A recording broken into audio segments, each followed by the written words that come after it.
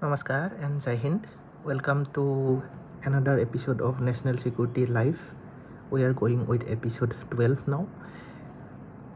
So today we are here to discuss about a technology. This technology has triggered a massive debate across the world. It has raised questions like can communication exist without the internet? Can we communicate with each other without the internet? Can government regulate decentralized communication, the communication which can be actually decentralized? Can government actually regulate them?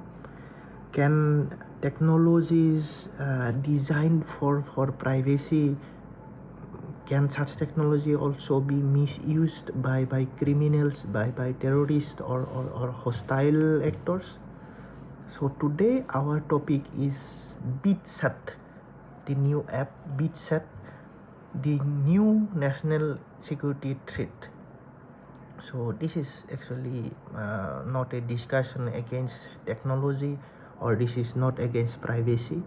This is actually a discussion about the security versus privacy. It's a discussion about freedom versus regulations, and technology versus sovereignty. So before we begin, I would like to request everyone kindly to switch into 1.5x for your better experience. Also, I would like to request you kindly join,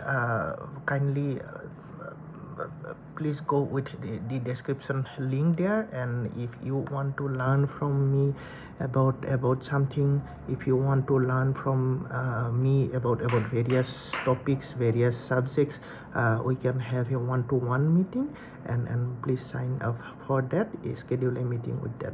Thank you. Now let's move ahead. So what is BitChat? BitChat actually it is a Bluetooth mesh messaging application. It uses mesh technology or mesh networks. Unlike WhatsApp, Telegram, Signal, or other normal messaging apps, they are actually in BitChat. There need no mobile networks. There need no internet, or even no requirement of central servers. Like devices communicate directly in BitChat in mesh technology through technologies like Bluetooth. Like if you have a phone A, and your friend has a phone B, and neighbor has phone C, and the another neighbor has phone D, the messages will go from phone A to phone B to phone C to phone D. So messages move forward through a chain of nearby devices. So this creates a mesh networks. So there is no requirement of internet, or no requirement of a central server. There is no requirement of any network. So your phone works as a network, or nearby phone, the system of phones that you do have it works as a network. And this type of network is called mesh network. So this means even if internet services are disrupted, even in such situations, also communications may continue. And such type of communication actually has sorry, it has legitimate uses. It has uses at types of emergency, like in natural disasters. Let's say if there is earthquake and all the communication is shut, then such mesh technology can be used for emergency information.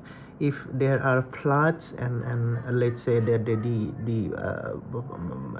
the network has gone down due to floods, or even if in war zone, if the network towers are destroyed, or in any other emergencies where there is no network, the internet connectivity is shut down. In such issues, or in such circumstances, the mesh network can actually help people to give or to exchange communications in such environment. But national security experts, they actually ask, so what happens if such technologies are misused? That is where the debate begins. Why governments are concerned regarding to such activities, or regarding to such networks, regarding with such technologies. This is where the debate starts. Traditional communication, actually they are easier to regulate, like mobile networks, who have telecom operators, who have servers. They also have logs. Whatever you do, uh, they have log. I am communicating with you through internet, through the live. So I have an IP address, and this is registered on the server of on the central server of my operator, let's say Airtel, or let's say Jio, or let's say Vodafone, anything. So if government tries to find me out, if I am doing something not good, they can find me out with the IP address of my device and hence the location. They can also legally intercept me if I do something wrong. If I do something against the country, they can actually legally intercept me, which is good for national security. But when there is a decentralized communication, when there is a decentralized network, then it changes. Sorry. In India, authorities actually reported various raising concern that such systems actually they can make lawful interception and attribution more difficult. If there are mesh networks, even certain anonymous communications are very difficult to intercept, and they can be misused. So authorities are much more concerned about this. If we come to the uses of mesh networks, if we look into the lens of organized crimes and hate networks, uh, imagine let's say an organized crime group or of OCZ. It operates, let's say, human trafficking, or maybe drug smuggling, maybe illegal arms network, maybe financial fraud. So if the communication between the members are anonymous, if it is decentralized, sorry, and most importantly, if it is entirely offline, there is no use of internet. So investigators may find it very complex to find the actual persons behind it. Law enforcement agencies actually rely on call records, they rely on digital trails, on IP addresses, as I have mentioned, on data servers. So if there is no trace of IP address or digital trails or call records or data servers, investigation, it becomes actually harder. This doesn't mean that the technology is for criminal purpose. No, it doesn't mean. It means that every technology have dual use. The same knife, with a knife you can cut vegetable, and you can use that same knife to hurt someone. It can be a weapon. So technology, it's actually neutral. How we use it, the uses determine the risks. Similarly, if we go with terrorism and other extremist networks, security agencies, they worldwide study like encrypted communication, dark web system, and anonymous networks, which have already become a threat to national security when there are encrypted communication and dark web systems which are actually not traceable. So concerns actually include that when systems become decentralized, communication could actually reduce traceability. It can help in covert coordination or covert communication, and it can enable communication during infrastructure disruptions. Sometimes it is good, like at the moment of earthquake or flood, or maybe other war zone, or other emergencies.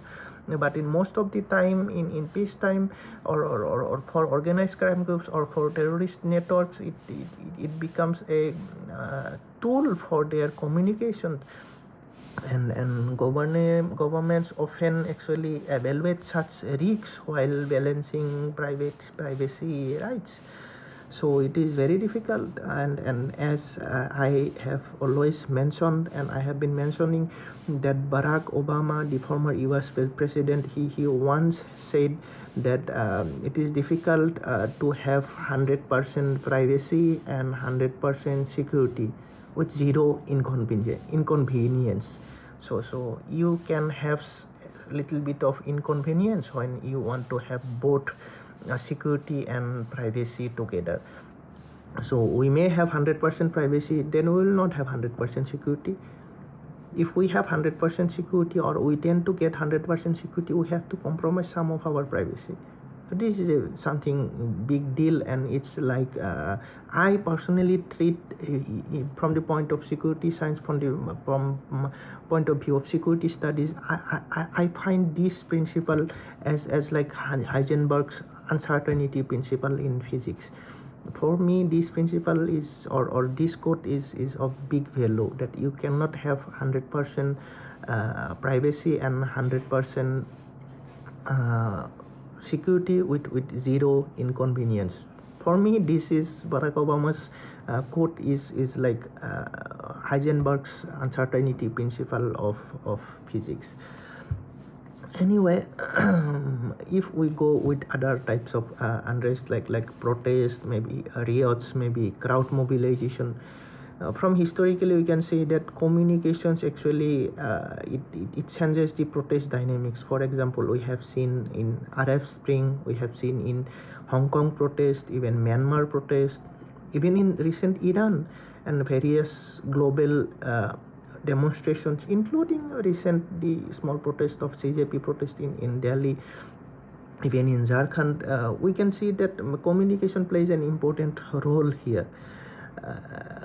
But if that communication becomes offline, that that that can be very much difficult for authorities to control such protest. Offline communication techniques actually have been used during internet disruption in several countries. Uh, so it is nothing new. It has been already used by various protest groups in various countries, but in very small numbers. So questions for policymakers would be like, can misinformation spread faster through such mesh networks, since it is not possible to intercept them? Can actually rumors circulate without verifications? Even as misinformation and rumors spreads, there's no way to verify them, and until they are verified, the impact they have already done, the impact would have already done.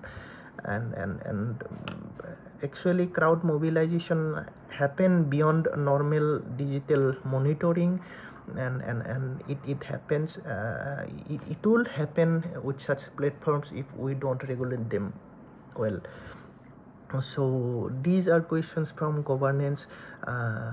These are not just technological questions. So if we look into information warfare without internet, we can see that as I have already mentioned, 21st century war is not about tanks, not about missiles, aircrafts, naval vessels, or not about missiles even. Wars fought through information, narratives, perceptions, digital influence, and all.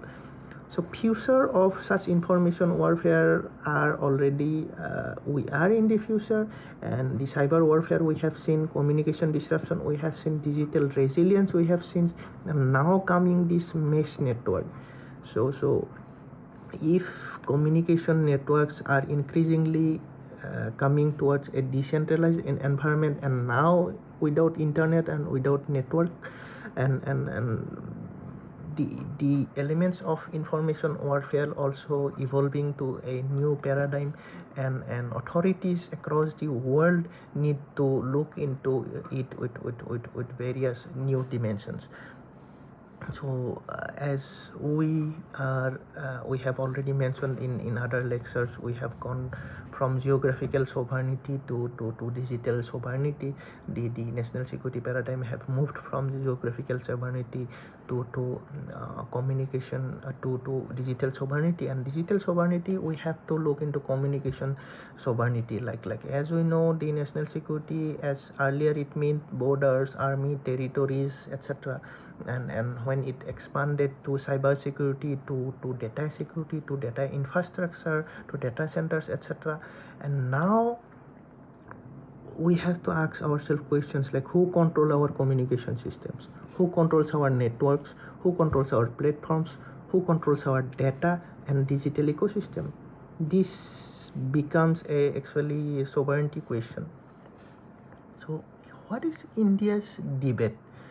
India actually reportedly asked the platform GitHub to restrict access to certain BitChat repositories, certain codes of BitChat in that website, citing security concerns, and they said to GitHub that it shouldn't be available in India. But certain civil liberty groups argued for it undermines the privacy and freedom of technology. But from the point of national security, I must say that personally I view this is a good decision, and I think more stricter decision would have been taken at the beginning. So this debate is not actually unique in India. Countries around the world, they ask how much privacy citizens have, how much regulations they need to impose, how much security measures they need to impose. So this is all around the world, from Western countries to the Asia. This is nothing new. This is not only in India. This is a big debate in between privacy and security. So what is the future then? Tomorrow's communication techniques, which may actually control, let's say after 5 years or after 10 years, there can be only that there can be mesh networks, there can be like satellite internet, like Elon Musk Starlink. There can be decentralized platforms, AI driven communication, maybe quantum networks. Let's for example, let's say one app, I don't use it, but there is one app called CapCut, which India banned, I think during 2020 or 21. India banned the CapCut. But most of the YouTubers and most of the Instagrammers, they have been using CapCut. There are certain possibilities where you can. There are a lot more open videos on YouTube, so that how can you access CapCut from India. I'm not going to say exactly how, but they in detail they have said how you can use it from India. So people has been using it from India through VPN and through other networks. So so so it is very difficult when technology comes out, and to prevent people from using it, it comes very difficult. Even though BitChat and its source code is banned in India in let's say coming 5 to 10 years, it will be difficult for government to control all if we don't bring new regulations, or if governments doesn't develop intercepting capabilities. It will be really difficult for governments around the world, not only India, to intercept.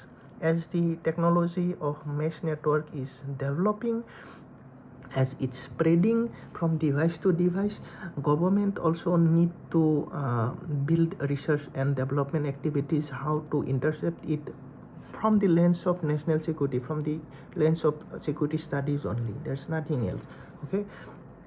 So government need to do a lot more research and development activities.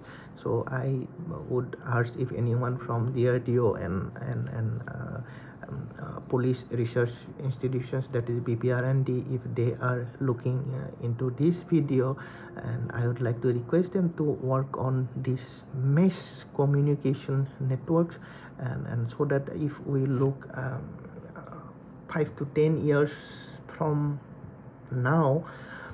So there will be mesh networks, there will be decentralized communication. We already had decentralized network like from Telegram or to other apps like Signals and others. It initially it was very difficult to intercept Telegram and Signal and other such encrypted communications. It is still difficult now, but somehow it is possible to intercept them through various technologies.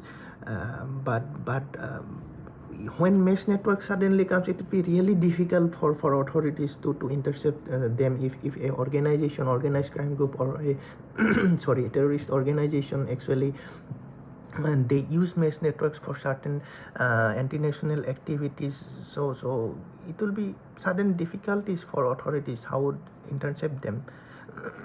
So like for example, once there was when dark web actually came at the beginning, there was one dark web like Amazon like platform in dark web. It was called Silk Route, and there were a lot more illegal stuffs which were actually openly traded in that Silk Route. Anyone can go and use that Silk Route platform on the dark web, and it is the incidents of I think 2008 to 2012 13 like that. It was a big pain for US authorities, and FBI took a lot more effort. FBI had to do a lot more R&D and employ a lot more consultants and lot more technological people to actually bring down that Silk Route from the dark web. So it can be similar with mesh networks incoming. I say incoming 5 to 10 works. If mesh networks goes in that way, governments around the world, they have to do a lot to counter the mesh networks, to intercept the anti-national messages, to intercept the disturbing messages from the angle of national security or security studies point of view. And regulation would be really difficult, and government agencies like in India, the research agencies, that is Defense Research and Development Organization, DRDO of Indian Defense Forces, and PPRND, and that is Bureau of Police Research and Development, and they should actually start working on such mesh networks and how to intercept them, and how to build an infrastructure to actually look into such messages, or regulate such messages, or possibility to look into such messages from a national security point of view. As networks are developing now, satellite networks also coming, satellite internet also coming through platforms like Elon Musk Starlink, and a lot more decentralized platforms are evolving, and communication has been driven or being driven through AI.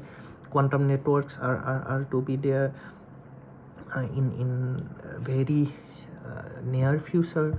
So it would be very difficult for the government to go with these technologies, because people are like they are going to use it. Simply, I am going to use it, even though I am a complete, I mean, a national security professional, but I must say that I am a very high-tech guy, and I am going to use mesh network, because I would like to experiment and look into and want to see how this network works, number one. And number two, if it's going to help me to do my work, yes, I do.